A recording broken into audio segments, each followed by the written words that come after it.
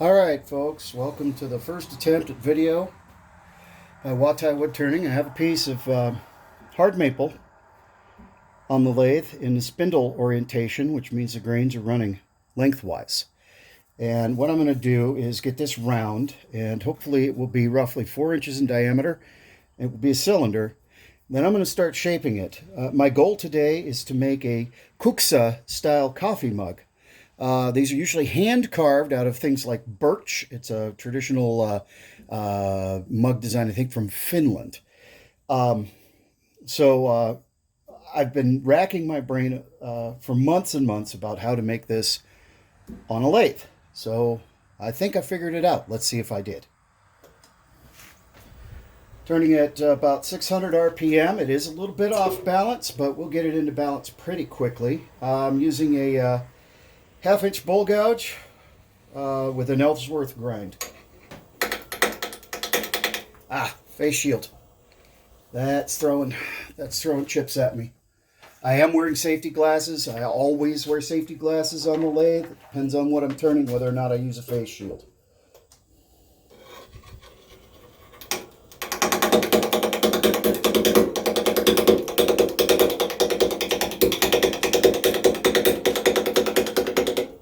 The reason it's throwing big chunks is because of that narrow wedge on one side. So it's just catching the grain and flipping it up and just flaking it off, almost as though I were hitting it with an axe. Same kind of effect.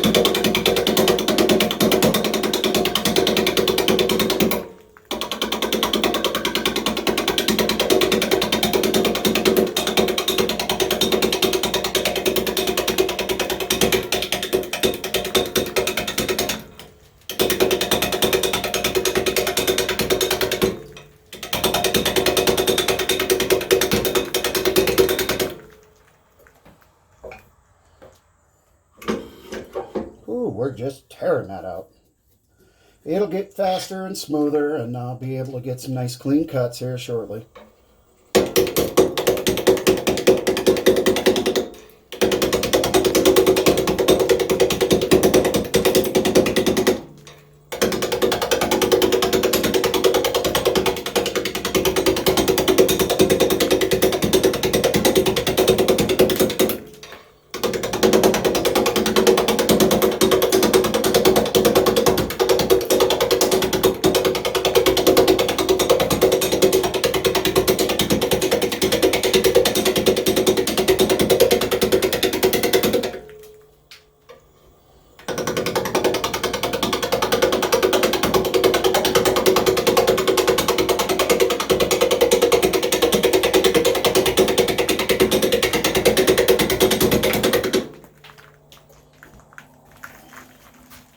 Thank goodness for the face mask.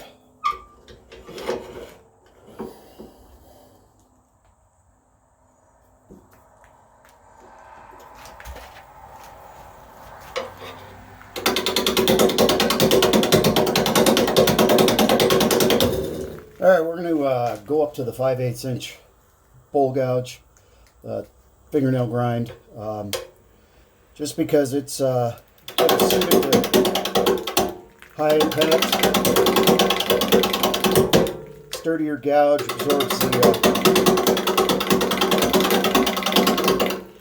absorbs the hits, and the outbounds a lot better. When you start taking off the pulp, you can take off easier. And it's solid. I could use my spindle roughing gouge. This is in spindle orientation, so it's safe. However, see how thin that is right there where it's connecting the tool to the handle? Whereas here, I've got a nice solid heavy shaft. When you're working with a piece that's this out of balance, it's a lot of blows on there. And that blow, it's a leverage at the point where the tool comes into the handle. So having a heavier shaft is going to create less damage to the tool. Once I get it closer to round, I probably will switch to the spindle roughing gouge simply because it's quicker. It moves more material in spindle orientation. But while I'm dealing with this off balance, it's better to have a heavier tool.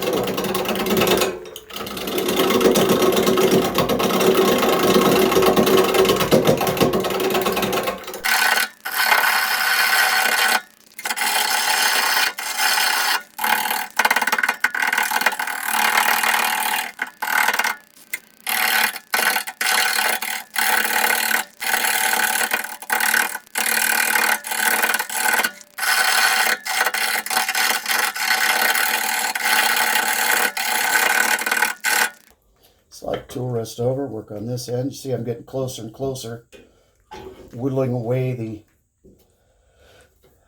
corners, getting closer and closer to coming into round. Once I get this wing off here, I can speed it up a little bit. It'll go smoother and faster.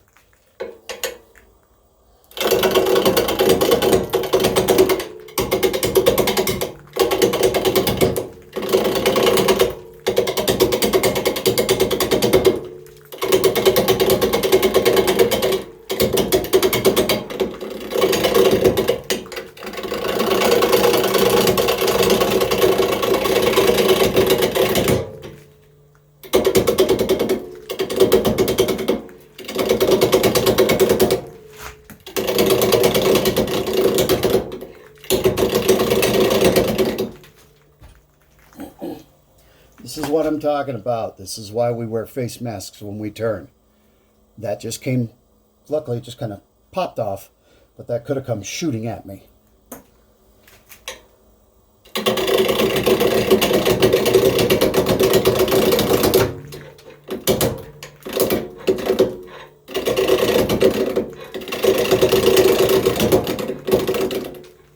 All right, we are closer to round. So not even remotely round, but I think we can kick the speed up a little bit. Oh yeah. Run about 900 RPM.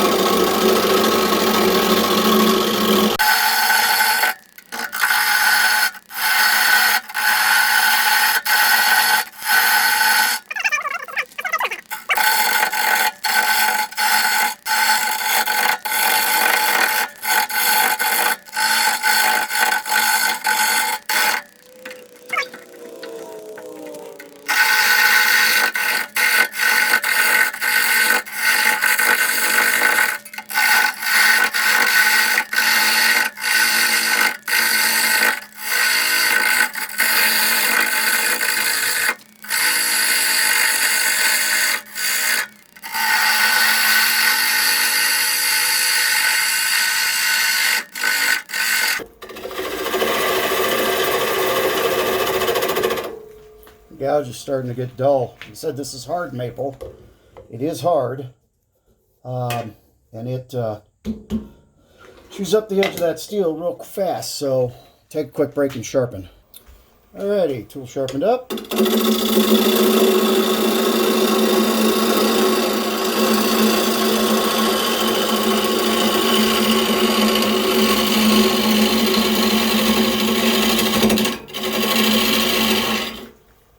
We'll switch back to the half-inch bowl gouge.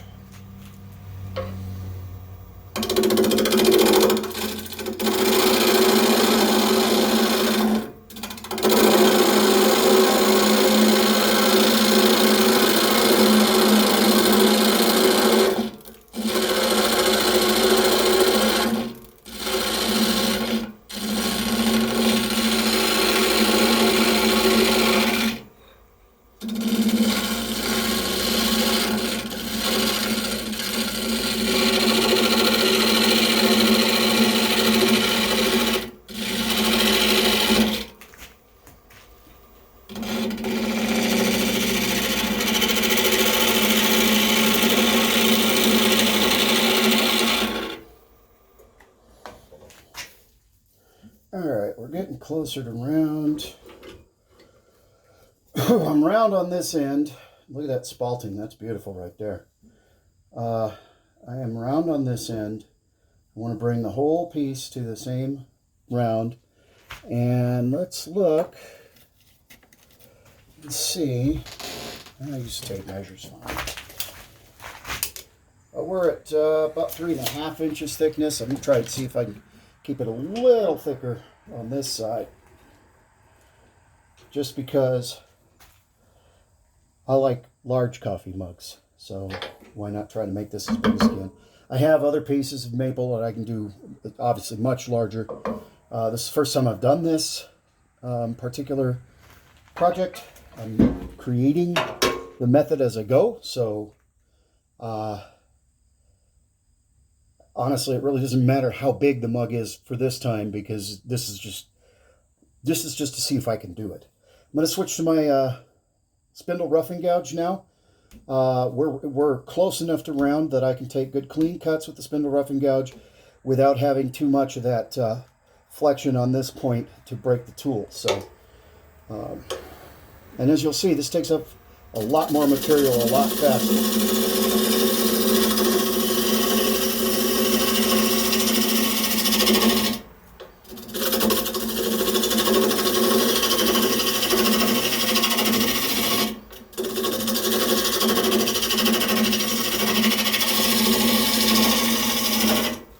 Now, if I do this right, I can write a bevel on this tool.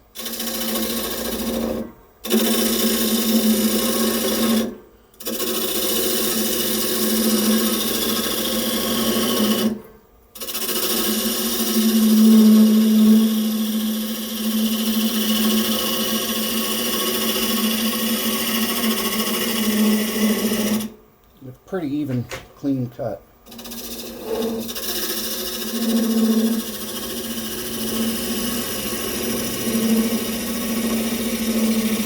Basically a planing cut, similar to using a planing cut with your skew chisel. Look at that. That's very smooth.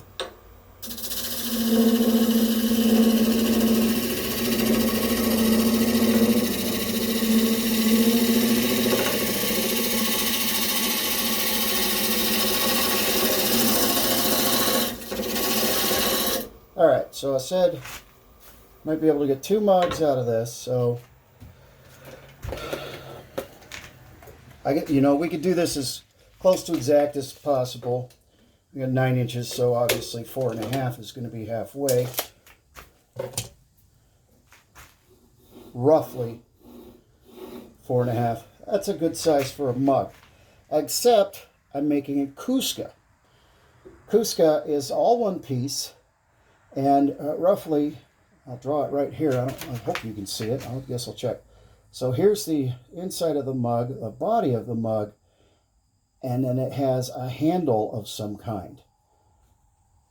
Now if you, I can't tell if you can see it or not, but so mug right here with a handle. Now you should be thinking, if you're following along, there you go. So that's a Kuksa shape. So if the bowl of the mug here is 4 inches across, 4 inches in diameter, I still need room for the handle, probably about 1 inch or 2 inches. So I can get 2 pieces off of this, but this end's going to be my big mug. I'll put the handle over here. So I'm going to lose that much wood. That's a waste. And that's okay. There's plenty of wood. Wood's cheap. In fact, I find ways to find it free.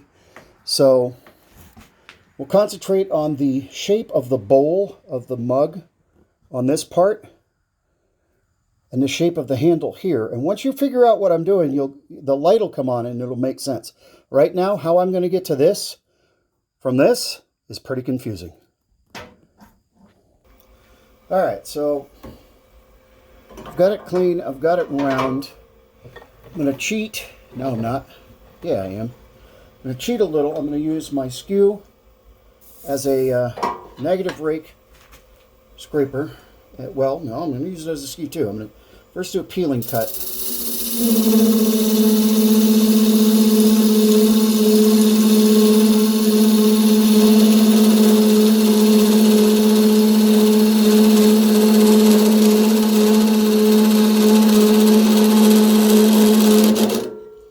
And that is just to establish a tenon, which I probably will not end up using, but also so that I have a nice straight edge here. And then let me go ahead and adjust. This is a planing cut. Until I need to work on my skew a little bit on the sharpener.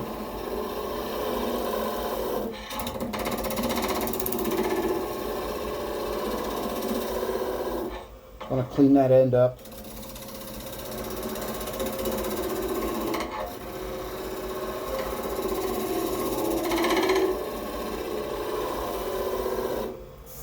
There we go. Okay. So, I drew you a little bit of a picture. I shaved the picture off.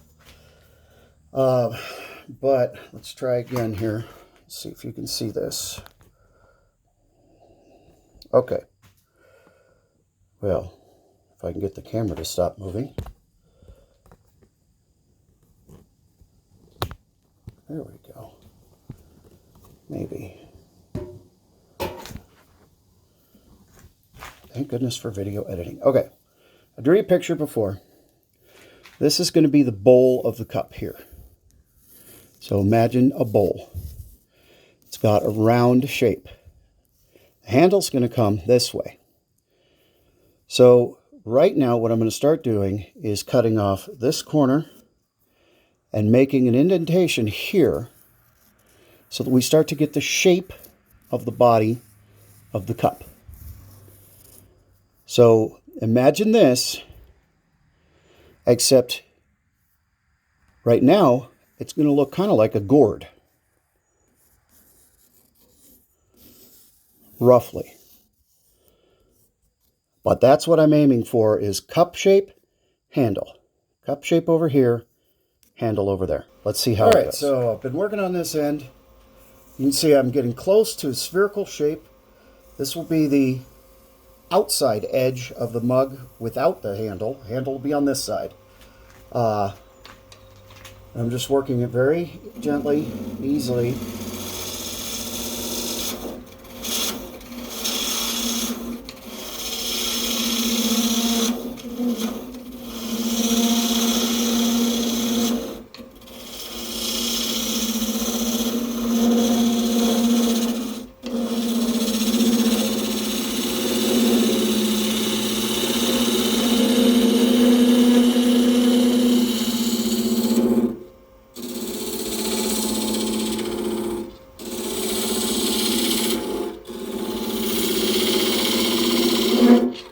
Leave that little bit of a tenon there. That'll get cleaned up later. But remember, the point of my live center is down in there. There's a divot. So ultimately, I'm going to end up having to clean that out. So I'm going to take a couple more cuts so that when this does come off, I'm not going to have to fight with that divot too much.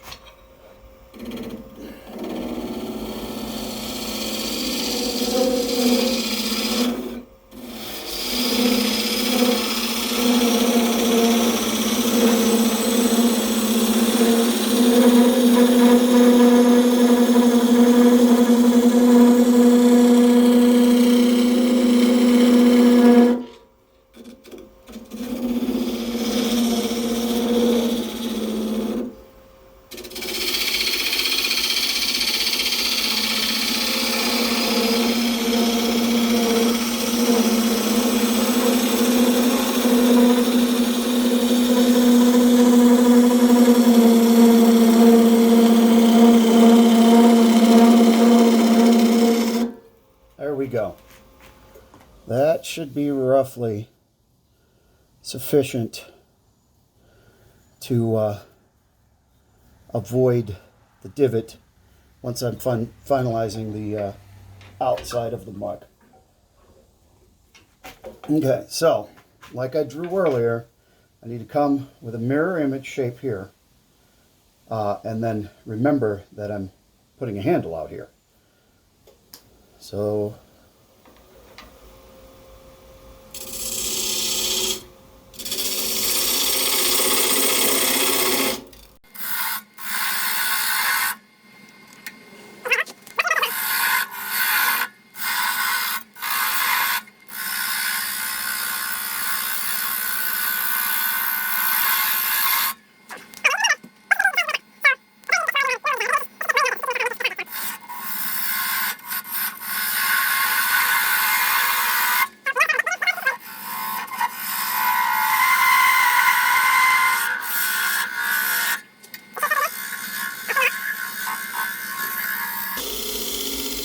I could make an oblong cup, but that might be a little silly. I don't know. Because of the orientation of the grain and the fact that this is green wood, when I do finish this cup, as it dries, it is green wood, like I said, it's going to stretch itself anyway. I still have a little bit of a weirdness here. Let's go to my scraper, negative rake scraper. So we can smooth that out a little.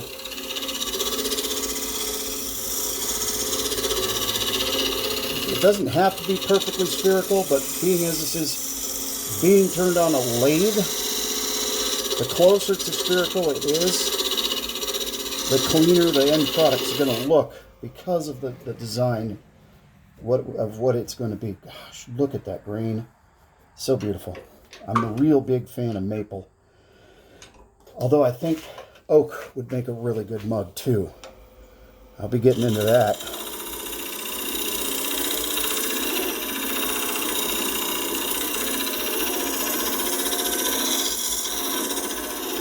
There we go.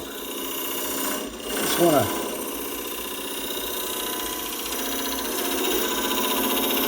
smooth it down a bit. A little less Torah sanding. Some of those tool marks out of there. It'll sand pretty clean. All right, so now we're going to work on the handle over here. And this is kind of a weird... This does not look like it's going to turn into a mug, but I promise you, if I do everything correctly, we're going to end up with a coffee mug. Or maybe a teacup. It's not going to be very big. I don't know. I like large cups of coffee. That's just personal. I'll make one of these that's much larger so that I can fulfill my personal caffeine requirements. But let's make a handle.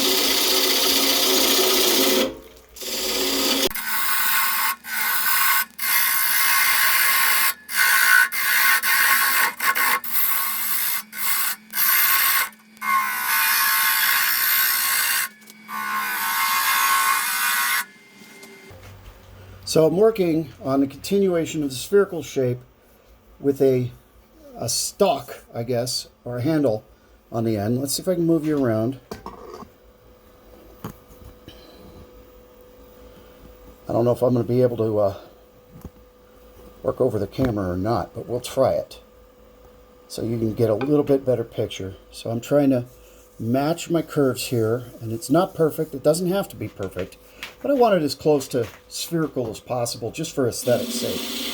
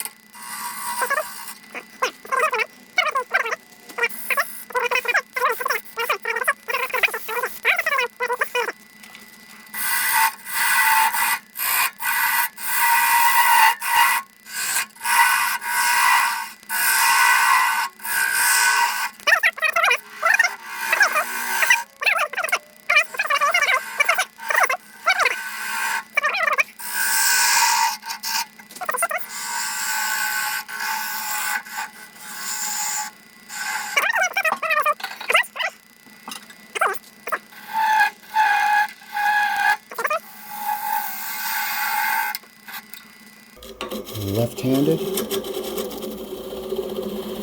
I'm going to tell you, I'm an extremely right-handed person. It's very difficult for me to turn left-handed. However, it's a skill that I had to develop in order to get into tight little spots like this corner right here. Sometimes you just can't do it with your dominant hand.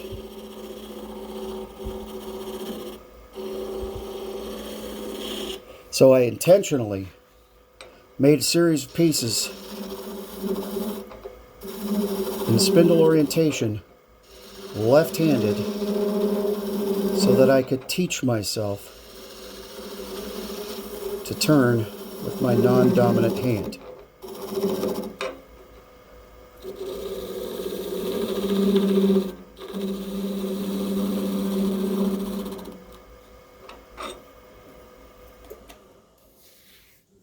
It's pretty good. Wow. Look at that green.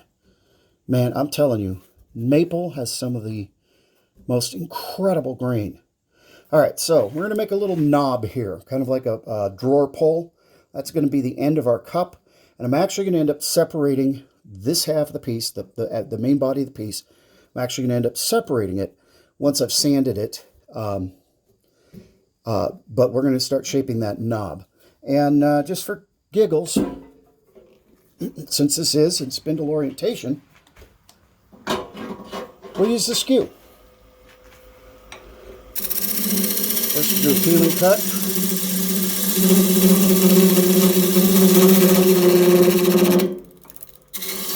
Shave that off. A bit more. I obviously need to spend some more time with the grinder and pay some attention to my skew. It's not that it's not sharp, it's that it's not even.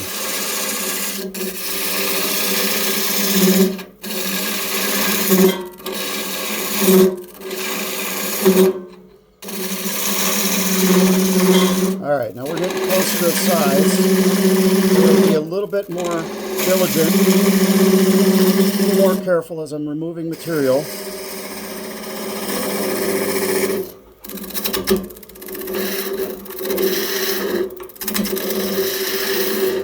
Clean this edge up.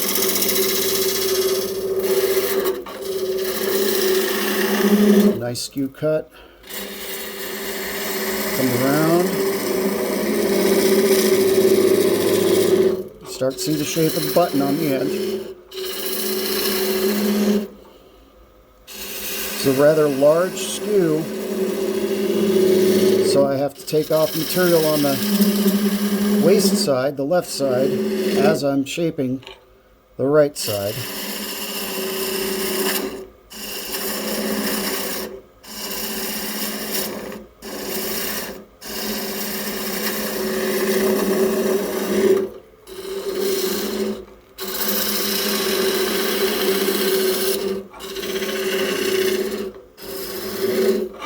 All right, now, if I'm holding this as a coffee cup, that's going to hurt. That's sharp.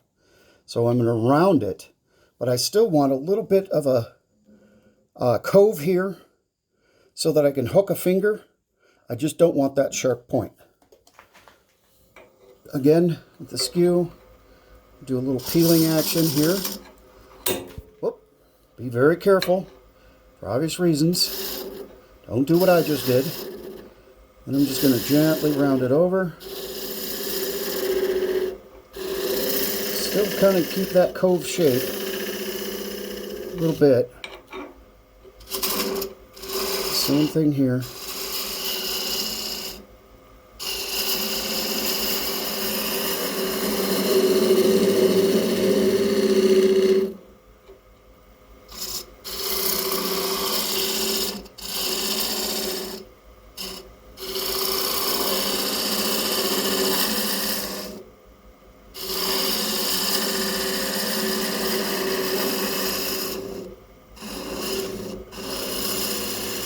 There we go. Nice, nice. Let's round this a little bit more. See how this edge is close? That'll catch and kick back. So, might be smart. A couple more straight cuts. Back that edge off a little so that I just give myself enough room, or switch to the smaller skew. I can do either one. smaller skew doesn't have so much left out on the outside edge there. A little bit. Let's try to put a little tiny detail here.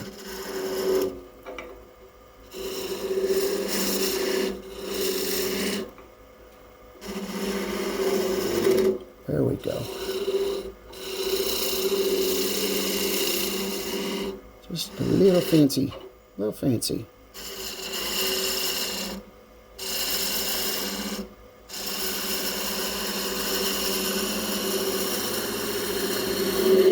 Look at that. Nice. Put a matching detail right here.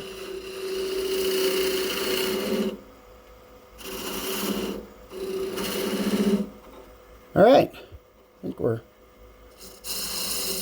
just about ready for sanding.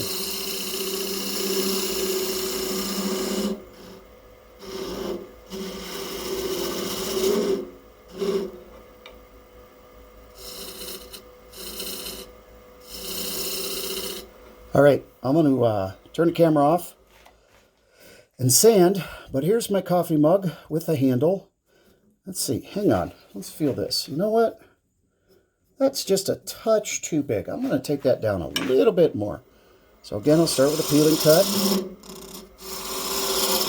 My primary diameter. And then bring back my curve here. A little bite at a time.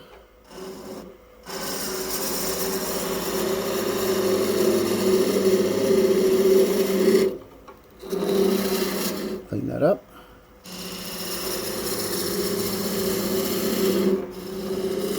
There we go. Get that little edge off.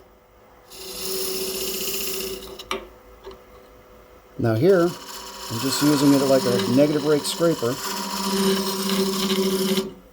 Smooth those little corners out. There we go. Nice. All right, I'm going to turn the camera off. We'll sand, and I'll be back when it's time to show you how it's going to become a mug.